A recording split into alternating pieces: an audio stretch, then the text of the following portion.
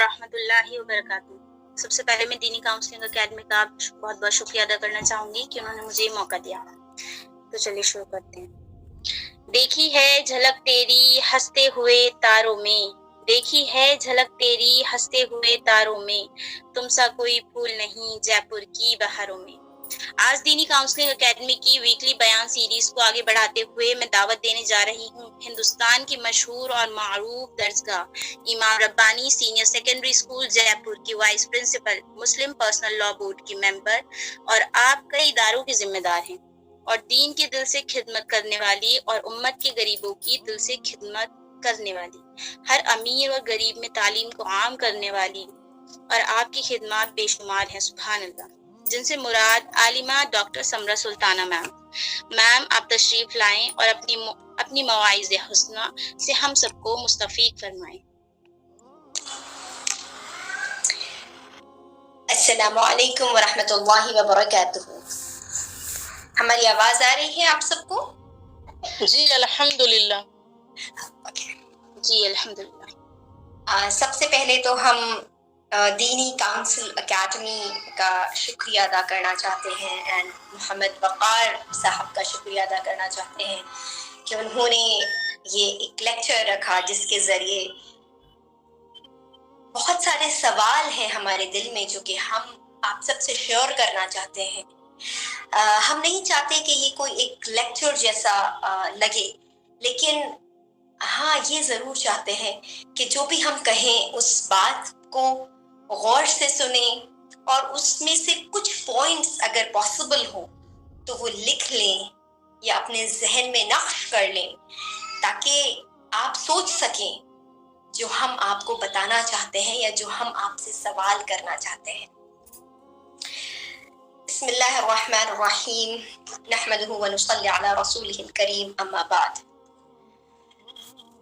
क्योंकि हमें ये मालूम चला था कि इस सेशन में काफ़ी सारे स्टूडेंट्स हैं जो कि स्कूल भी जाते हैं, कॉलेज भी जाते हैं, यूनिवर्सिटी भी जाते हैं और कुछ होम मेकर्स भी हैं। तो हमारा सेशन ज़्यादातर स्टूडेंट्स के लिए है जो कि यूनिवर्सिटी, स्कूल और कॉलेज जाते हैं। सबसे पहले कुछ सवाल हैं जो हम आपसे पूछना चाहते हैं और हम चाहते हैं कि आप गौर करें इन सवालात पर। वो ये है कि हम क्या थे और हम क्या हैं। हम कहाँ थे, हम कहाँ हैं, हम कौन थे और क्या हम अभी भी वही हैं। ये सवाल है। हो सकता है आपको कंफ्यूजन हो, ये कैसा सवाल है, हम कौन थे, हम क्या थे, हम कहाँ थे। लेकिन अगर इस सवाल को अगर कोई हमसे ये सवाल पूछता तो शायद हम ये जवाब देते। अगर कोई कहता कि हम कहाँ थे तो हम उसके लिए जवाब देते कि हम उस गार में थे जहां पर कुरान का पहला लफ्ज इक़रा अल्लाह ताला ने नाज़िल करा। इसका क्या मतलब है इक़रा का? पढ़ो। This was the first word, ये पहला लफ्ज जो कुरान का अल्लाह ताला ने रमजानुल मुबारक की मुबारक महीने में हमको दिया, वो था इक़रा, यानी पढ़ो। और हम कहाँ हैं? आज हम कहाँ पर हैं? आज हमारे मुल्क हिंदुस्तान में हमें बहुत अफसोस के साथ कहना पड़ता है कि हमारे मुल्क हिंदुस्तान में हम यानी मुसलमान तालीमी मैदान में सबसे ज्यादा पिछड़े हुए हैं। हमारे तालीम का तो वो हशर हुआ जिसका शायद जितना मातम मनाया जाए उतना कम है। हम कहाँ थे? हम इक़रा पर थे। हमारे रब ने हमसे सबसे पहले जो अपनी किताब नाजिल करने का जो सबसे पहला लफ्ज भेजा, अल्लाह ने कहा पढ़ो, और हम तो जाहिल रह गए। یہ ہمیں غور کرنا چاہیے, ہمیں سوچنا چاہیے ہم کیا تھے. آپ کو پتا ہے میری پیاری بہنوں, ہم کیا تھے؟ ہم وہ تھے جو جنگی بدر میں جنگ جیتنے کے بعد مسلمان بہت کم تھے, 313 مسلمان. کفار کا لشکر بہت بڑا تھا, لیکن پھر بھی جنگ جیت گئے. یہ تو ایک بہت بڑی جنگ تھی جس میں جیتنا بالکل ممکن نہیں تھا, لیکن پھر بھی ہم اس جنگ کو جیتے. اور جنگ جیتنے کے بعد فخر نہیں کیا, فخر نہیں کیا ہم نے. ہم یہ تھے. اور جنگ جیتنے کے بعد آپ کو معلوم ہے کہ جو قیدی ہوتے ہیں, پہلے زمانے میں ایسا ہوتا تھا جب جنگ کوئی جیتتا تھا تو جو لوگ ہارتے تھے ان کے لوگ قیدی ہو جاتے تھے. تو ہم وہ تھے جنہوں نے قیدیوں کے ساتھ ایسا سلوک کیا کہ قیدیوں سے کہا گیا مسلمان خود بھوکے رہتے, کھجور اور پانی سے گزارا کرتے, لیکن قیدیوں کو کھانا کھلاتے. اور قیدیوں کی رہائی کیسے ہوئی؟ قیدیوں کی رہائی ایسے ہوئی کہ اللہ کے نبی نے حکم دیا کہ جس کے پاس مال و دولت ہے وہ فدیہ دے کر اور رہا ہو جائے, یعنی کہ وہ پیسے دے اور رہا ہو جائے. پھر ان لوگوں کی باری آئی جن کے پاس مال و دولت ہی نہیں تھا. اب مال و دولت تو نہیں تھا, لیکن ان کے پاس تعلیم تھی, علم کی دولت تھی. تو ان کے لیے یہ حکم ہوا کہ ہمارے 10 بچوں کو پڑھا دو, اپنا علم ان کے اندر دے دو اور رہا ہو جاؤ. ہم یہ تھے. پھر باری آئی ان لوگوں کی جن کے پاس نہ تو مال و دولت تھا, نہ ہی علم تھا ان کے پاس. ان کے ساتھ کیسا برتاؤ کیا؟ ان کا کیا ہوا؟ ان سے کہا کہ تم بنا پیسے دیے, بنا تعلیم دیے ہمارے بچوں کو ایسے ہی رہا ہو جاؤ. ہم یہ تھے. لیکن آج اگر کوئی ہمارے اوپر اگر ایک کیچڑ اچھالتا ہے تو ہمیں تو پورا ایک مگ بھر کے کیچڑ اچھالنا لازمی ہو جاتا ہے اس کے اوپر. اگر کوئی ہمیں ایک تھپڑ مارتا ہے تو 2 تھپڑ مارنا تو لازمی ہو جاتا ہے ہمارے اوپر. تو ہم کیا تھے اور ہم کیا ہو گئے؟ ہم کہاں تھے اور ہم کہاں آ گئے؟ یہ ہم سب کو سوچنا چاہیے کہ ہماری تعلیم, ہماری تربیت, ہماری تہذیب یہ سب کہاں چلی گئی, کہاں رہ گئی. ہمیں غور کرنا چاہیے, ہمیں فکر کرنی چاہیے. اب ایک سوال اور آتا ہے کہ وہ لوگ تو بہت ہمت والے تھے, ان کو اللہ نے بہت طاقت دی تھی. نہیں, ہم کو بھی اللہ نے طاقت دی ہے, ہم کو بھی اللہ نے ہمت دی ہے, لیکن ہماری ہمت کا استعمال کرنا ہمیں آنا چاہیے. کوئی ہم سے بولے کہ حجاب اتار کر پھینک دو, ہم تو 1 منٹ میں پھینک دیتے ہیں حجاب اتار کر. کوئی ہم سے کہے کہ اپنی داڑھی کٹوا دو, تو کیا ہم داڑھی کٹوا دیں گے اپنی؟ نہیں نا. تو اگر ان کو اللہ نے ہمت اور طاقت دی تھی تو اللہ نے ہم کو بھی ہمت اور طاقت دی ہے. ہمیں اللہ کے اوپر بھروسہ کرنا چاہیے, صرف اللہ پر بھروسہ کر کے آگے بڑھنا چاہیے. انشاءاللہ اللہ کی طرف سے ایسی نصرتیں, اللہ کی طرف سے ایسی مدد, اللہ کی طرف سے ایسی رحمت آئے گی کہ ہم کو اور آپ کو اندازہ بھی نہیں ہوگا. ہم اور آپ اپنے ذہن اور گمان میں سوچ بھی نہیں سکتے. لیکن اس کے لیے قدم تو ہمیں اٹھانا پڑے گا, اس کے لیے آواز تو ہمیں اٹھانی پڑے گی. ایک شعر ہم ابھی پڑھ رہے تھے, بہت اچھا لگا. ہم نے پہلے بھی اس شعر کو پڑھتے ہیں, ابھی کچھ وقت پہلے بھی ہم نے اسے پڑھا. ہم پھر آپ سب سے وہی شعر عرض کریں گے آپ کے سامنے کہ اٹھ باندھ کمر کیا کرتا ہے, اٹھ باندھ کمر کیا کرتا ہے, پھر دیکھ خدا کیا کرتا ہے. یہ دنیا آخر فانی ہے اور جان بھی ایک دن جانی ہے. پھر تجھ کو کیوں حیرانی ہے, کر ڈال جو دل میں تھانی ہے. پھر تجھ کو کیوں حیرانی ہے, کر ڈال جو دل میں تھانی ہے. جب ہمت کی جولانی ہے تو پتا بھی پھر پانی ہے. اٹھ باندھ کمر کیا کرتا ہے, اٹھ باندھ کمر کیا کرتا ہے, پھر دیکھ خدا کیا کرتا ہے. اس لیے کسی بھی کام کو کرنے کے لیے, کسی بھی مشن کو آگے لے جانے کے لیے کمر تو باندھنی پڑے گی. ہاتھ پر ہاتھ رکھے تو ہم نہیں بیٹھ سکتے. سب سے پہلے ہمیں جو کرنا ہے وہ یہ ہے کہ ہمیں تعلیم حاصل کرنی ہے. تعلیم کے ساتھ ساتھ تہذیب بھی حاصل کرنی ہے. اس میں تربیت کا بھی بہت اہم رول ہے. اگر ہماری مدرز, اگر ہماری مائیں اگر اس سیشن کو سن رہی ہیں تو ہم ان سے یہی کہیں گے, صرف بچوں کو اسکول میں اچھے کالجز اور یونیورسٹیز میں پڑھانے سے کام نہیں چلے گا جب تک آپ ان کی تربیت نہیں کریں گی. بچے کا پہلا مدرسہ ماں کی گود ہوتی ہے. سب سے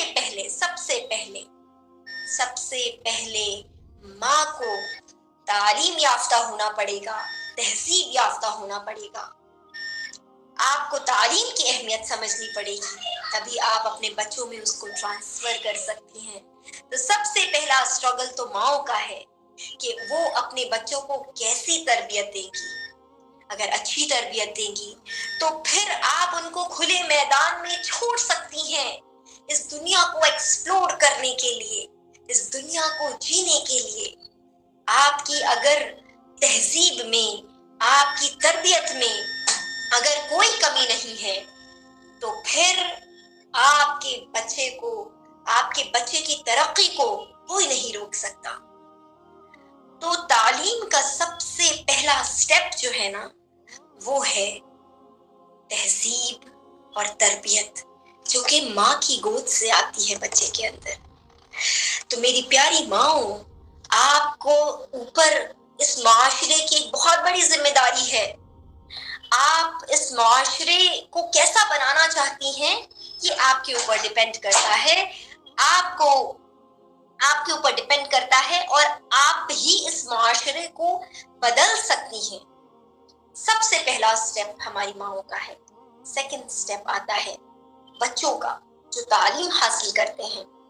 اب بچے اعلیٰ تعلیم حاصل کریں, تعلیم کے ساتھ ساتھ اپنی ویلیوز کو نہ بھولیں. ہم اگر ہمارے بارے میں بتائیں تو ہماری کالج میں, ہماری یونیورسٹی میں ہمارے پر بہت پریشر تھا کہ ہم اپنا نقاب ہٹا دیں. ہم نے MBA کرا تھا, MBA کے بعد ہم نے PhD کری. اب آپ کو پتا ہے بزنس اسکولز کیسے ہوتے ہیں. اگر آپ کو نہیں پتا تو ہم بتا دیں, بزنس اسکولز میں ماحول بہت زیادہ اوپن ماحول ہوتا ہے. بہت مشکل ہے وہاں پر اپنے ایمان کو سلامت رکھنا. وہاں پر بہت سارے سوال اٹھتے تھے ہمارے کالج اور یونیورسٹیز میں کہ آپ کیوں اپنا منہ ڈھک کر رکھتی ہیں, تعلیم آگے جانے کے لیے حاصل کر رہی ہو یا پیچھے جانے کے لیے. یہ 14ویں صدی نہیں ہے, یہ 21ویں صدی ہے. تم کون سی صدی میں جیتی ہو. یہاں تک کہ ہماری ایک ٹیچر نے تو ہم سے کہا تھا کہ میں دوں گی تمہارا ساتھ, میں کرواؤں گی تم کو کیس کرواؤں گی میں تمہارے لوگوں کے لیے. تم بتاؤ کس نے تمہیں زبردستی سے یہ پہنایا ہے. جب ہمارے ٹیچرز ہم سے ایسی باتیں کرتے ہیں تو ہمارا ان کو یہ جواب ہوتا تھا, نہیں, ہمیں کسی نے زور اور زبردستی نہیں کرا یہ پہننے کے لیے. I wear it, this is my pride. یہ ہمارا فخر ہے, ہمارا نقاب. کچھ وقت پہلے حجاب کا ایشو ہوا تھا تو اس وقت ہم نے لوگوں سے کہا تھا کہ میری ہمت کو نہ تم آنکنا میرے نقاب سے, میری ہمت کو نہ تم آنکنا میرے نقاب سے. میرا اقبال ہے بلند میرے نقاب میں، ہاں مانتی ہوں میری پہچان ہے الگ، پر ہوں تو میں انسان یا کوئی ہوں میں شے الگ۔ تو ہماری ہمت کو آنکنے کے لیے کسی کو ضرورت نہیں ہے کہ وہ ہمارے نقاب پر سوال اٹھائے۔ ہماری ہمت کو آنکنے کے لیے ہماری تعلیم، ہماری تربیت، ہماری تہذیب کافی ہے، لوگوں کو بتانے کے لیے، لوگوں کو سمجھانے کے لیے that what we are capable of، ہم میں کیا کوالٹیز ہیں، ہم میں کیا اسکلز ہے۔ So my dear students, it is very important، بہت بہت ضروری ہے کہ ہم سب تعلیم کا دامن تھامیں، اعلیٰ تعلیم حاصل کریں، اور ایسی تعلیم جو کہ ہمیں اللہ سے بھی قریب لائے، جو نہ صرف ہمیں دنیا میں کامیاب کرے بلکہ دین اور دنیا دونوں میں کامیاب کرے۔ تو دینی کاؤنسل اکیڈمی یہ بھی آپ کا بہت سارا ہیلپ کرتا ہے اور انشاءاللہ آگے بھی کرے گا، جس سے کہ آپ کا دین اور دنیا دونوں بہتر بن سکیں، آپ دونوں میں کامیابی حاصل کر سکیں۔ So my dear students, I just want to say کہ آپ سب تعلیم حاصل کیجئے، اعلیٰ تعلیم حاصل کیجئے، اپنے گھروں کو جنت کا نمونہ بنائیے، اور بہت امپورٹنٹ ہے ہمارے معاشرے میں یہ جاننا کہ صبر سے، استقامت سے، محنت سے، لگن سے بہت ساری مشکلیں آسان ہو جاتی ہیں۔ تو کبھی بھی ان میں سے کسی بھی چیز کا دامن مت چھوڑیے گا اگر آپ دین اور دنیا دونوں میں ترقی حاصل کرنا چاہتے ہیں۔ جزاک اللہ خیر، تھینک یو۔ اوکے شور اگر کسی کو بھی کوئی سوال ہے تو آپ ہم سے پوچھ سکتے ہیں، انشاءاللہ میسیجز پر بھیجتے، دینی کاؤنسل اکیڈمی پر ہم انشاءاللہ ہم کوشش کریں گے ہماری جانب میں ہم جتنی بہتر جواب دے سکیں، لیکن کیونکہ ہم انسان ہیں اور انسان تو خطاؤں کا پتلا ہوتا ہے، تو اگر ہو سکتا ہے اگر کسی کا جواب مطمئن بخش نہ ہو تو اس کے لیے ہم پہلے سے معذرت چاہتے ہیں، but I'll try to answer all of your questions۔ اگر کسی کے پاس کوئی بھی کویشچن ہے، آج جو سب سے امپورٹنٹ چیز ہم آپ سے کہا آج ہم نے وہ یہ کہ you have to impart education، آپ کو تعلیم حاصل کرنی ہے، اعلیٰ تعلیم حاصل کرنی ہے، اور اپنی ویلیوز، اپنے پردے کو، اپنے حجاب کو برقرار رکھ کر کرنی ہے۔ اگر ہم کر سکتے ہیں تو آپ بھی کر سکتے ہیں، کوئی بھی انسان کر سکتا ہے۔ مشکلیں سب کے پاس آتی ہیں، لیکن مشکلوں کے بعد ہی تو جیسے کہ ہر رات کے بعد اجالا ہوتا ہے، سویرا ہوتا ہے، اسی طریقے سے مشکلوں کے بعد اللہ تعالی ہم کو آسانی والے، راحت والے دن دکھاتا ہے۔ انشاءاللہ دعا کر لیتے ہیں۔ بسم اللہ الرحمن الرحیم۔ اللهم صل على محمد وعلى آل محمد كما صليت على إبراهيم وعلى آل إبراهيم إنك حميد مجيد۔ اللهم بارك على محمد كما باركت على إبراهيم وعلى آل إبراهيم إنك حميد مجيد۔ أعوذ بالله من الشيطان الرجيم، بسم الله الرحمن الرحيم۔ الحمد لله رب العالمين، الرحمن الرحيم، مالك يوم الدين، إياك نعبد وإياك نستعين، اهدنا الصراط المستقيم، صراط الذين أنعمت عليهم غير المغضوب عليهم ولا الضالين، آمين۔ الله لا إله إلا هو الحي القيوم، لا تأخذه سنة ولا نوم، له ما في السماوات وما في الأرض، من ذا الذي يشفع عنده إلا بإذنه، يعلم ما بين أيديهم وما خلفهم لا يحيطون بشيء من علمه إلا بما شاء وسع كرسيه السماوات والأرض ولا يؤوده حفظهما وهو العلي العظيم ربنا ولا تحملنا ما لا طاقة لنا به واعف عنا واغفر لنا وارحمنا أنت مولانا فانصرنا على القوم الكافرين ربنا آتنا في الدنيا حسنة وفي الآخرة حسنة وقنا عذاب النار اے اللہ تو رحیم ہے یا اللہ تو کریم ہے یا اللہ تیری شان عظمت والی ہے یا اللہ تو ہمیشہ سے تھا اور ہمیشہ رہے گا یا اللہ ہم تو خطا کار ہیں گنہگار ہیں یا اللہ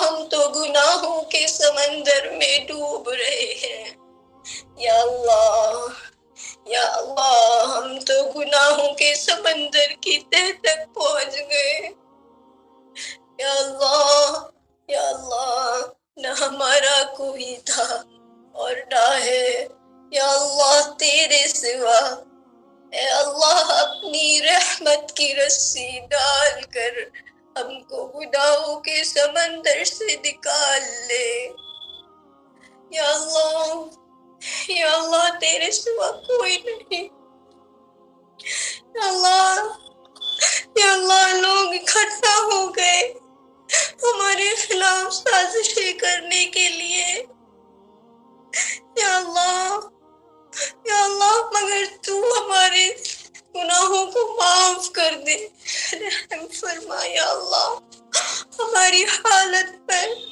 یا اللہ ہم پر وہ کوئی گناہ نہیں جو ہم نہیں کرتے یا اللہ وہ کوئی کبیرہ گناہ نہیں جو ہم نہیں کرتے یا اللہ دن کی روشنی میں رات کے اندھیروں میں اللہ ہم نے بہت گناہ کرے یا رب مگر تو رحیم ہے یا اللہ تو رحیم ہے یا اللہ تو رحیم ہے یا رب تو رحیم ہے یا اللہ تو معاف کرنے والا ہے یا اللہ ہم تو تیرے محبوب کی امت ہے یا اللہ تو تیرے محبوب کا واسطہ یا اللہ تو راضی ہو جا یا اللہ تو راضی ہو جا یا اللہ اگر تو راضی تو سارا جگ راضی ہم سے یا اللہ اگر تو ناراض تو سارے جگ کو راضی کر کے ہم کہاں جائیں گے یا رب تو راضی ہو جا